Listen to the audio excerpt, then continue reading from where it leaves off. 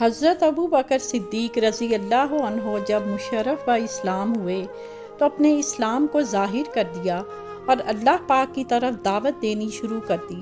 حضرت ابو بکر صدیق رضی اللہ عنہ اپنی قوم میں ہر دل عزیز اور نرم طبیعت اور محبوب تھے، اور قریش کے نسب اور ناموں سے پورے واقف تھے، اور قریش کی زندگی کے ہر نشیب و فراز سے واقف تھے۔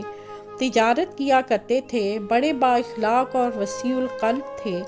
آپ کی قوم کے افراد آپ کے پاس آتے اور اکثر امور میں آپ ہی سے مشورہ لیتے، کیونکہ آپ کا علم وسیع تھا اور آپ کی صحبت بہت اچھی تھی۔ حضرت ابو بکر صدیق رضی اللہ عنہ نے اسلام لانے کے بعد اپنی قوم میں سے جس کسی پر اعتماد تھا اور جو لوگ آپ کے پاس آتے جاتے اور آپ کے پاس اٹھتے بیٹھتے تھے، ان سب کو اسلام کی دعوت دی۔ جہاں تک کہ میرے علم کی رسائی ہے، بہت سے لوگ ان کے ہاتھ اسلام لائے، جیسے حضرت زبیر بن عوام، ام عثمان بن عفان، طلحہ بن عبید اللہ، سعد بن ابی وقاص، عبد الرحمن بن عوف۔ یہ لوگ حضرت ابو بکر صدیق رضی اللہ عنہ کی معیت میں حضور پاک صلی اللہ علیہ وآلہ وسلم کی خدمت میں یکے بعد دیگرے حاضر ہوئے۔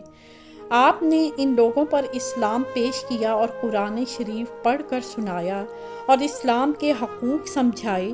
یہ لوگ ایمان لے آئے۔ یہ شروع میں اسلام لانے والے حضرات جو 8 ہیں، یہ اپنے اسلام میں نہایت سچے اور پکے مسلمان شمار ہوئے۔